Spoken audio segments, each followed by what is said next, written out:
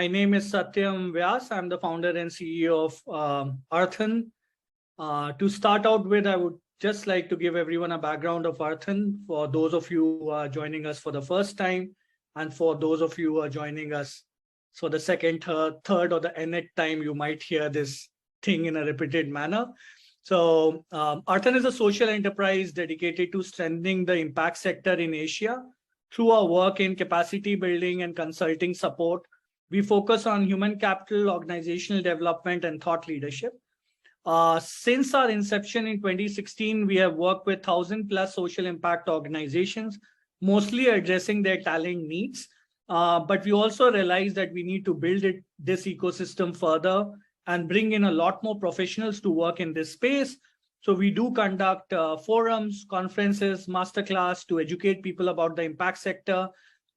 We have conducted 50+ forums in the last 5-6 years to sort of educate people about the careers in impact, and have collaborated with foundations like Rockefeller, Gates Foundation, Global Climate Fund, and many other foundations. This fireside chat today aims to address the importance of data, being able to solve society's challenges, the significance of having a diverse data talent for social good. This session will highlight the workforce wanted, which is actually a data talent for social impact work on confronting systemic challenges and the values of inclusivity, diversity, equity, and accessibility core to this work. I'm honored today to have Priyank Hirani, the Associate Director of DataDotOrg, with me. Hi, Priyank. So happy to have you with us today. Hi, Satyam. Thank you so much for having me here. Great to meet everyone. Hello. So I would give a bit of a background about our speaker today. Priyank is currently the Associate Director for the Capacity Accelerator Network at DataDotOrg, where he strategizes and implements initiatives to democratize data skills to create 1 million purpose-driven data practitioners by 2032 globally, which would enable social impact organizations becoming data-driven. He currently leads and designs and deployment of data capacity accelerators, starting with hubs in the United States, Sub-Saharan Africa, and India. Priyank brings diverse experience across continents from the fields of water, health, energy, space sciences, technology, and climate change. Priyank has 8+ years of experience in the social impact sector. Previously, he has advised the Rockefeller Foundation on aspects of data technology and innovation in Asia. He also led University of Chicago's Water to Cloud initiative on leveraging Internet of Things for water pollution monitoring in Indian rivers for 4 years. Priyank received his engineering degree in electronics from BITS Pilani, a master's in circuit design from Imperial College London, and has worked with the University College London Mallard Space Science Lab. He's also a Young India Fellow from Ashoka University. He was invited to United Nations' first ever Youth Climate Summit to address the climate emergency in 2019. He's part of the leadership team of the AI Future Lab, a voluntary community of global shapers supported by the World Economic Forum. Priyank is also a global talent, Unleash Global Talent and Aspire Circle Fellow. I'm so honored to have you with us, Priyank, today. First of all, I'm deeply excited to hear more about the latest report DataDotOrg has published. So the report titled Workforce Wanted Data Talent for Social Impact, it identifies an opportunity to shape and support a pool of 3.5 million data professionals focused on social impact in low and middle income countries over the next 10 years. And you describe 4 pathways one should focus on to unlock this. Priyank, can you tell us more about its genesis of the report? Sure. Thank you so much for that question, Satyam, and you being too generous with the introduction. But coming to the question, so at Data.org, we believe in a future in which people everywhere can use data to solve society's greatest challenges. We want to be able to bridge the divide between the private sector and the social impact sector in being able to leverage data for efficiency, for effectiveness, for being able to derive insights. And we realized that a big part of this puzzle is around having the right data talent coming to the social impact space. It is going to need to be thinking of this generation of data talent. And when we were thinking about this almost a year and a half back, that's when we realized that there isn't much material available globally in terms of what the landscape looks like. That's the time, that was the genesis of this report. And we went around sort of talking to 30 plus experts. We looked at 90 articles and reports on this topic. We looked at about 200 talent initiatives. Not all of them were in the data science space, to learn from these things and really figure out what exists and what is the way to train the next generation for data talent. There were a number of ways in which organizations could access and build data skills. Build data teams, have organizational strategy aligned to digital and data.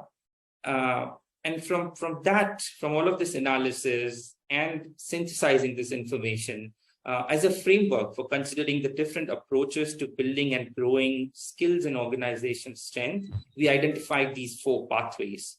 So these are almost sort of the personas within organizations or in the social impact space that we feel like that need to be focused on for getting the data talent piece right.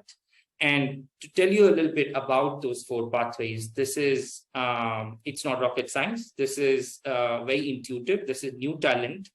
Is our first pathway that we list in the report. This is for the people who are coming out of graduate programs, universities, both traditional and non-traditional academic programs, and wanting to enter the workforce. So this is new talent. Now, how do we have them be trained in data science as well as social impact, and then help them make a transition to the data for social impact world? The second is existing talent, people who are already in social impact organizations, professionals who have had the right purpose in mind with those organizations. How do we help them sort of upskill or reskill into data roles so that they are most effective within their organizations? The third is the transitional talent piece. So this is where we're talking about how do we address the gap where data professionals from the private sector can be potentially moved to the social impact space, and vice versa. It's going to be porous. This is not a world where 30 years people are going to be in the same organization or the same field. So it's how do we make those transitions simplified, easier. And the fourth is the leadership pathway, which is where leaders of nonprofits, the CXOs, even board members, or head of analytics, etc. How do we address the senior executives' capacity in helping them cultivate a data mindset, a digital strategy for the organization, and then look at an overall data culture to be hiring the right kind of people? The DSI field is a very competitive place. We realize that this is nascent. This is where it sits within the broader data skills ecosystem. And there's going to be a lot of fight for this sort of talent, these professionals, once they are trained, between the private sector and the social impact pathways, right? So that's where we'll have to see how do we sort of model with the challenges of public-private wage gaps, limited visibility into career growth opportunities, limited mentors available ahead. But these are all interesting challenges for us to be looking at in the next few years. No, that sounds incredible, Priyank. I like how you articulated this theory of change and identified these different pathways. It seems like all these pathways are completely necessary and challenging at the same time, particularly the holistic thinking behind it, in terms of that, you cannot look at just talent in isolation. You have to look at it from a transition lens. You have to look at it from a capacity lens, and also building data-driven cultures in not-for-profits and social purpose organization, which is a very, very critical aspect. While reading your report, Priyank, the report mentions around 50% of social impact organizations are not fully aware of data impacting their work. So aligning with this data, do you think the first step towards building workforce shortage in the impact sector is to spread awareness and initiate a conversation about the importance of data in the sector? And if you agree with that statement, then how do you plan to do it? 100%. We definitely feel that there is a need for this awareness. The demand in the sector to a great extent is nascent or latent at this stage. The way we are thinking about this is that cases is one of the core pillars at Data.org.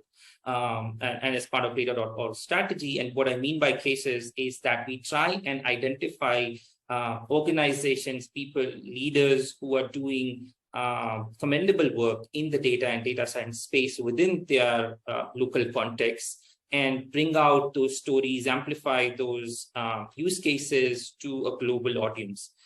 Some of the ways we have been doing this in the past couple of years is running with the Impact series. So these are stories from the field demonstrating tangible and global impact of data science for social impact community. There was another set of series that we are also running through our Data.org platform. This is the Pathways to Impact series. These are conversations with leaders of nonprofits, leaders in the data science space within nonprofits, to learn about their career journey. So earlier I mentioned how there is limited pathway for people to look forward to. There are not enough role models for people to aspire to when they want to see what they would do if they take this pathway in the next 5, 10, 15 years.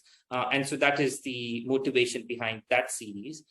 We also have launched the Worksource Wanted video series post the report, where we're coming up with short videos showing the talent pathways in action, because for us it was very important to not stop at just leaving out the report in the public domain, but to see how do we action it out and how do we bring to the fore people who are doing good stuff. But so this is on the communications piece of where we are bringing about awareness. We also have created tools around bringing awareness amongst social impact organizations on where their data maturity lies, what sort of data practices have they been using, etc., and would be able to benchmark them against global organizations to think what should they be doing to move forward. So this is the data maturity assessment, a tool that we created and launched in February this year. This is sort of a pulse check. It helps social impact organizations see where they are in their data journey. And then it gives you sort of actionable recommendations and a set of tools, resources from a curated resource library to see how do you move forward on that journey. That sounds incredible, Priyank. When I think about it, I guess this is fairly revolutionary, because there is no benchmark, especially for the work like this. And I'm glad that it's happening. And I'm glad I would think from a movement perspective at a certain point of time, a lot more people would start thinking and how to integrate data in their work. But you guys starting this, so congratulations. I mean, the more you talk about it, the more I'm realizing the power of a work like this. So it's incredible. And linking it to what happened last week at the United Nations General Assembly. So we heard that Data.org announced setting up an Africa and India capacity accelerator on data for climate and health, following the launch of the US Financial Inclusion Accelerator in May this year.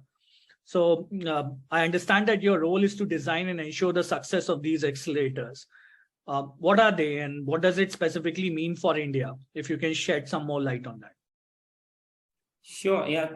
Thanks, Satyam. So we are very excited about this announcement that went out last week, and incredibly grateful to our partners in getting this work off the ground.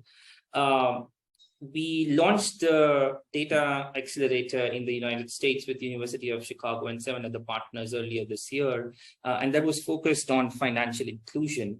What we realized is that the climate crisis and its many consequences that pose a critical risk to public health are not fully understood or are not fully uncovered at this stage. So we understand the field of climate change, we understand the field of health, and there is work that goes into those fields, but the overlap of these two fields is very limited. So that's a nascent field. And that's the intersection at which we thought we need to build capacity for Sub-Saharan Africa and India. And this is what the program is going to be for these two regions. So these accelerators will essentially have talent and tools necessary to work towards meaningful solutions in this field. The teams in Africa and India will produce ultimately a set of open source resources, unlock some of the data sets, both from the non-profits in these fields, but also working closely with government departments at various levels in those local contexts. By engaging with world's cross-section of thinkers, doers, funders, researchers, our hope is that we will be able to address the issues around creating local talent, but also then meaningfully helping them find career pathways in social impact space for data science. And then in turn, help nonprofits or governments be able to benefit from that talent by creating this ecosystem where academicians, nonprofits, government, private sector, all the actors that are interested in climate change and health come together. In particular, the accelerators will partner with universities. So I can talk a little about what is going to happen in the India program because you asked. So this is the program where we'll be working with a university partner or a couple of universities in designing programs on data for climate and health. So this is going to be a program of the nature of a one-year certification program or a postgraduate diploma, where people into interdisciplinary teams are able to learn about data science and climate and health and try and apply the skill sets on all of these. But we would love all of that to happen with engagements with nonprofits, with engagements with the government. And so from the get-go, there'll be opportunities to work very closely on real-life challenges, real-time projects. And this, we feel like, is a model that can benefit both the person that is getting trained, but also the sector and the organizations that are able to engage with these challenges and provide the subject matter expertise into solving these problems. So that's what is to come. Wow, that's... I mean, the approach of going and working with the university sounds amazing, especially from a lens of integrating your work in the existing education system. I'm sure that in the future, we'll hear of universities focusing on data science only, or we already have examples in India where people are focusing on technology as a broader umbrella right now. I think, but integrating it in the existing work of education infrastructure in a country like India would actually imbibe the values of data science across different fields. And then if this talent decides to work in the impact space, that's like the best possible scenario. But like you said in the beginning, Priyank, there will be scenarios like people working in this space and getting out of this space and coming back in this space, because over the period of a long career, we will see these kind of different movements. I wanted to speak a bit about, since we are talking about data, bit from a gender perspective, which I think your report highlighted. So your report mentions that around 107 out of 114 countries have fewer women than men graduating with STEM degrees, with only 26% of women as data and AI professionals. So how do you think we can bridge this gender gap in the social impact sector, especially in the tech domain? And what do you think about the entry of women professionals in the space might bridge the gender data gap? So if you can shed some light on this, Priyank. Yeah, those statistics are actually from a UNESCO report that was launched. And thanks for bringing this up. It's an important topic, something that we at DataDotOrg take very seriously in our thinking. Let me start by answering the second part of your question first in terms of thinking about the gender data gap. So just to let everyone know about the extent to which the problem exists, right? Across industries, there's a fundamental gender data gap. The consequences are detrimental and even deadly. As an example, women are 17% more likely to be killed, 47% more likely to be seriously injured, and 71% more likely to be moderately injured in car crashes than men. This was a big surprise for me when I heard this for the first time. And this is in parts due to the crash test dummies that are used for modeling of these accidents when they're tested by car manufacturers, and they're often tested only on the average male anatomy solely. So that is the problem. Another example, heart diseases account for approximately 20% of female deaths and 25% of male deaths, but survival rates for women are substantially worse. So women are also misdiagnosed up to 50% more than men on these scenarios. Now, to think about why these problems are existing, this is really a lack of representation of women in the data field. So there's limited sort of data skills in the language field, in anatomy, in symptoms, all of these factors. It's really about a neglect to represent half of the population equitably. And so we do strongly feel that to be able to bridge the gender data gap, we would have to ensure that we have more women that are part of those teams that are really creating the algorithms, those teams that are behind looking at sort of the entire data value chain, may it be data collection, may it be analytics, maybe it be visualization, etc. And so that there can be the creators' perspectives, experiences, biases that are molded into these decisions at the micro level. So that's where we feel that access to training programs is something that's really important. It is not equitable at all at this stage. And that is actually for a set of different reasons, right? So strengthening the IDEA piece, intersectionality, having the inclusion, diversity, equity, and accessibility piece in the DSI space would lead to outsized benefits for society. And it's really about when the people behind the screen understand, or better yet, have lived those experiences with regards to the challenges faced by the beneficiaries of their work, then they are likely to design more effective analytical solutions that lead to greater impact with lesser bias. On an even larger scale, in fact, closing the gender gap in the workforce by addressing time poverty, digital inclusion, financial access, and education, in fact, as a report has shown, could add up to $28 trillion to the global GDP. So even from a financial perspective, this makes a lot of sense for the world to be going in this direction. Wow, Priyank. Yeah, great insights, especially on the car crash test scenarios. Who would have thought about it? And the heart cases, like the world designed for men. Lot needs to change, and probably the source has to change right from the beginning. Though, Priyank, something I've been thinking about. I mean, as soon as we talk about data also seems like a exclusionary factor, especially for historically marginalized communities around the world. So how do we ensure inclusion, diversity, equity, and accessibility in the data for social impact world?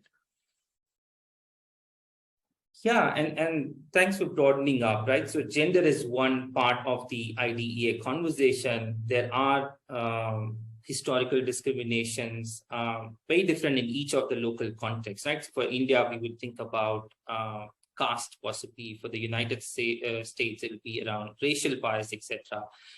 But the larger point from the earlier examples that I was making is really the lack of representation and diversity of data talent across the board has shown time and often that it could drive to ignorant or worse, malicious algorithms, reinforce bias. So instead of doing good, we are actually doing more harm by sort of not being intentional about creating a diverse data pool. And sort of when you ask, how do you think about these things and how can we implement this? It's really about sort of being intentional and keep drilling down this into every aspect in the design phase itself. So right from the design phase, right?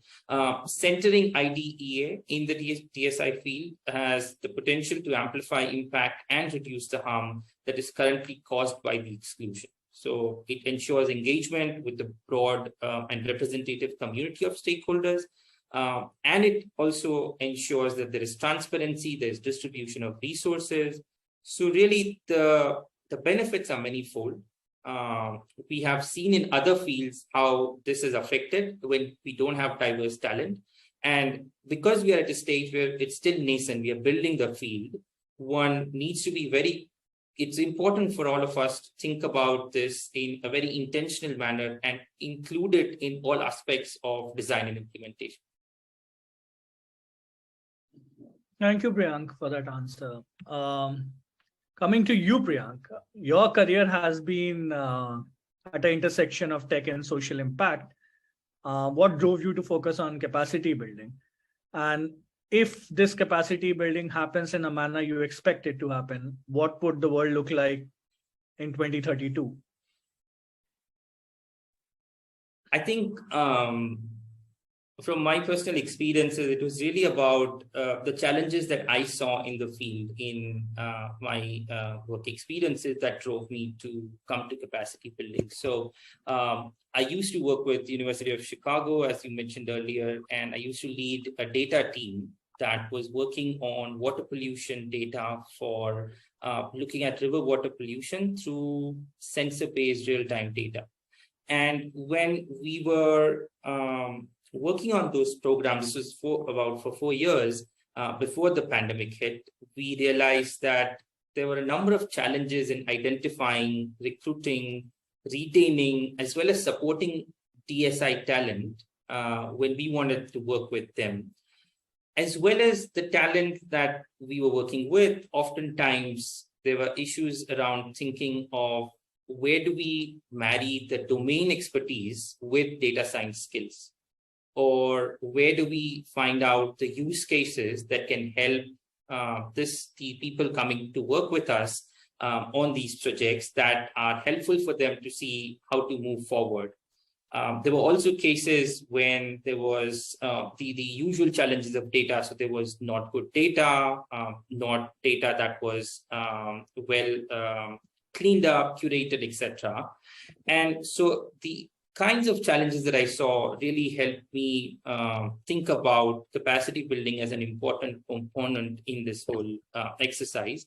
When I joined the Rockefeller Foundation in working with their Asia team to think about how do we help different organizations on the data and tech related challenges for them, this particular hunch of mine really got validated. So I saw that I wasn't an isolated use case. This was not my problem. This is something that we were seeing across the board. And so that's really the motivation for me to jump into this current role where I thought that to be able to create meaningful interventions in the capacity building space or for the data talent for social impact space would help me get to the stage where I would really like the social impact sector to thrive. My hope for the next 10 years, if we are able to do this right, is to have a vibrant ecosystem. I truly believe that the porous nature between the private sector, government, and social impact really needs to sort of be able to sustain itself. So that's what I would see. And then I would want there to be many more data folks at the different levels. So not everyone needs to be a data scientist. We need data engineers. We need data analysts. We need people who are data literate. We need translators. So project managers, program managers who can be the bridge between the core data talent and with others. And my hope is that we are able to have an ecosystem of such actors that are able to find meaningful opportunities and build career pathways in social impact. Good to hear that, Priyank. And with this program in India, what is your call to action for interested stakeholders in our current audience and everyone who is listening to us on Facebook and the sector at large? I think really for us, we realize that we have an audacious goal. We want to reach 1 million purpose-driven data practitioners. We are nowhere claiming that we'll be able to do this alone. So for us, it is around trying to find like-minded people. My call to action would be, come join us in this movement, in this action. Let us all do this together. It's important to do it right. We are at a junction where, as I said earlier, we need to be intentional about setting some of these foundational pieces at an intersectional lens so that we get it right. There is tangible opportunities for different stakeholders as I can lay out. Academic partners, so universities that might be interested or that see data science as a core part of their work in the next few years. If there's interest in engaging, we have a tangible opportunity there for India. We're looking at nonprofits, especially in the climate and health space. If you're doing amazing work, please tell us how can we support you with regards to data-related aspects. And then there's opportunity to sort of engage with our India Accelerator as we set it up. New talent, existing talent, a lot of people maybe on the call today who are interested in the data science field. There are opportunities to work in the social impact side of work if you are a data talent, or if you're within the social impact space, there are opportunities that lie out there to upskill yourself. And we're going to be launching a couple of programs around these, so stay tuned for that. And most importantly, funders on the call or otherwise, the benefits are clear. A recent report from the United Nations, World Bank, Global Partnerships for Sustainable Development Data showed that for every $1 invested in data systems and skills, there is 32 USD worth of benefits. So I hope that is enough reason for all of us to get together in this endeavor. And really, instead of having a siloed approach, let's coordinate, align, let's work together. So that'll be my call of action. Thank you so much, Priyank. This has been very, very insightful and very interesting, personally, even for me to learn about the work that Data.org is trying to do in India and globally. And couldn't agree with you more. I mean, end of the day, you need data to do anything. You need evidence. You need to understand. You need to measure. You need to see whether you are being successful or you are failing in your endeavors. And the more we can inculcate this culture, the better the world will get. And it's not just science. It has to be way beyond science.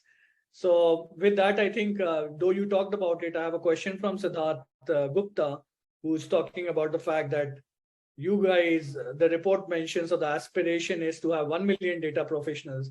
How would you connect that him, in this case, to fellowship, short courses, volunteer opportunities, if someone like him is interested to be part of that 1 million?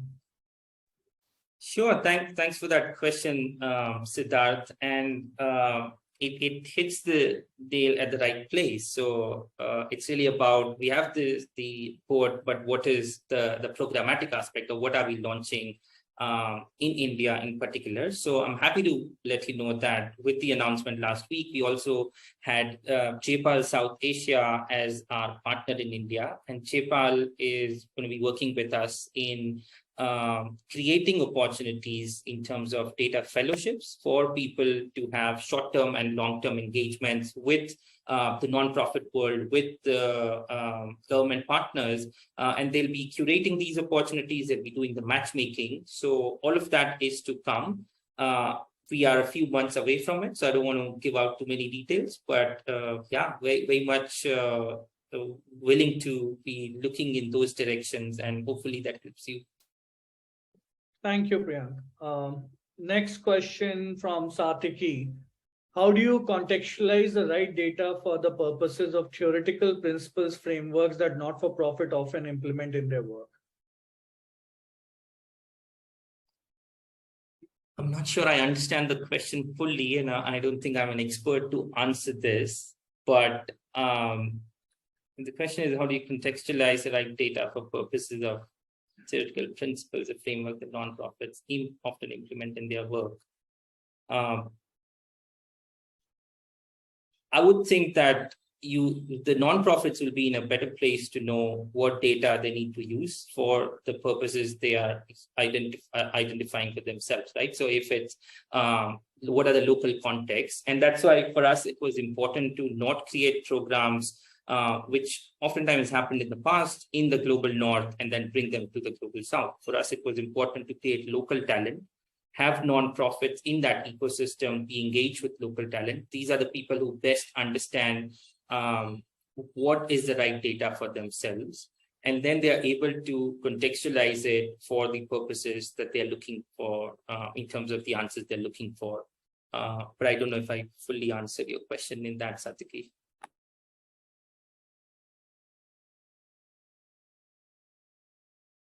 Some bit, you're on mute. yeah, some bit you did. Great. There's another question from Kaushik from Climate Asia, who's asking that you would like to know more about the work with respect to data talent for climate. And if you could share about needs of the organizations in climate action space with such talent. So you mentioned climate as a focus area for the data talent. If you can talk a bit more about your plans for that. Sure. Yeah. Thanks, Kaushik, for that question. Again, this is a broad space, depends at what level are we talking about. So climate change and climate action could really mean people working at the grassroots, could be climate from an advocacy perspective, could be climate in terms of understanding the impact of the higher frequency of heat waves, for example. Could also be looking at issues around air pollution and its impact on health, right? So there could be a lot of different factors. For us, it is going to be for this program in terms of thinking about the intersection of the impact of climate change on health. And firstly, kudos to you guys at Climate Asia for doing this work, right? I don't think there are many entities out there that are helping folks transition to the climate space in the nonprofit world. And if that's where you are helping organizations and talent coming into the sector, then this is great. Within that, the data part for me would be to think about, as I said, sort of looking at Earth observations. You could be thinking about looking at geospatial analysis. You're looking at visualization skill sets, and depending on what a person's interests and skills are aligned with the climate space, there could again be a range of different opportunities. With the specific work that we'll be doing with Chepal and in this accelerator program that I was talking about, there'll be opportunities, I imagine, at the intersection of Earth observation and sort of overlaying that data with diseases, for example, in local context, or there'll be opportunities in thinking about geospatial analysis of data and then relating that with health issues. Thank you so much, Priyank. That's very helpful. There is a follow-up question which talks about how to collaborate or leverage your assessment. I'm guessing these assessments are your data assessment tool. Are there plans to use the data assessment tool for a specific sector like climate or healthcare in terms of the next stage of your analysis and reports or the interventions? Thanks for that question. The data maturity assessment is a freely available tool. So I would really encourage everyone on this call and others to, it doesn't take more than 10 minutes. So if you can spare 10 minutes, I would really encourage you to sort of take this assessment. We have had use cases where different people in the same team have taken the assessment and then realized that their perspective on where the organization stands from a data maturity perspective was very different. And it's been interesting conversations for them internally. For us, this tool is really a conversation starter. It's for an organization to benchmark and see for themselves where they stand today, and then have these conversations internally as well as with their core set of stakeholders, could be their funders, could be their implementation partners, to think about where do they want to go and what helps them get there. We have, as I said earlier, it gives you like a score on the overall assessment, but also gives you scores on 10 different pillars of data and data maturity. And then it relates all of that with specific curated, customized tools for your score. So that's the idea for anyone to use it at this stage. It's a sector agnostic tool. The use case that you mentioned around making it a sector focused tool is interesting. So one of the things we are hoping to do out of this is once next year, we will be doing we'll be releasing a report where we are hoping to have some sectoral insights come out on data maturity based on the organizations that have taken this assessment, as well as within our accelerators, the India, Africa, and the US accelerators. All the partners and nonprofits that are engaging on this work will also be going through this assessment and will be helping them move forward on this scale. So that'll be the idea of having sector-focused assessment practices there. Good to hear that, Priyank. I know we are short of time, but there's a very quick question I'm going to take because I think it's linked with what you mentioned about universities and courses. So we have a question saying, may I know the opportunities for a PhD social work professional who enjoys data in assessing and understanding social economic education issues among those at margin? Can you please suggest any short-term courses for such professional to enhance their skills for making best use of data? Wow, that's a very loaded question. I'll try to answer that. So it really depends on what is within your social work experience, what is your core focus, and what kind of opportunities you're looking at. Again, data is something that is cross-cutting, so it can be applied to whatever field you're working at. There are opportunities out there, some that we curate, some other folks also curate them. We have opportunities listed on DataDotOrg website. You could subscribe to a newsletter that goes out every month, and we have a dedicated section there for some of these opportunities. And beyond that, there are a few other channels I'm happy to talk offline about where these opportunities could, I'm happy to link you up with them. In terms of short-term courses for such professionals, again, there are a lot of online courses out there. There are a set of dedicated learning opportunities for people, and I won't do justice in a minute to list all of them, but a couple of them for awareness are Analytics for Better World has a fellowship program starting next month. And they'll be doing this, I think, on an annual basis. So these are for nonprofit professionals or people interested in social work and wanting to work on data challenges. And they're going to be curating various kinds of programs. This is a free course, by the way. Equitech Futures runs these online cohort-based learning classes, and they look at, again, problem statements from different sectors. They get interdisciplinary teams to come together and solve those problems by really looking at data at the core. So these could be some interesting places to look at. Thank you so much, Priyank. This is very helpful. And one thing that is very, very clear is that we do have professionals interested in this space, as we can see from the questions. We have people who are specializing across the different spectrum of education, but interested in picking up data science skills or skills that will help them to solve for the problems the society is facing by and large. So we all are really, really looking forward to see what kind of programs and interventions you will design for India and for the globe by and large, and to build a movement of these 1 million people to work in the data space and solve for some of the biggest challenges we are facing as a society. So with that, Priyank, thank you so much for your valuable time. It's always a pleasure talking to you and looking forward to continue this conversation in the future. Likewise. Thanks so much, Satyam, for having me here. And thanks, Arthan, for all the forms that you've given. Thank you. Thank you, Priyank. Thank you. And yes, you can connect with Priyank. Priyank is on LinkedIn. Feel free to reach out to him and connect with him and engage for everyone who wants to connect with Priyank. Thank you so much.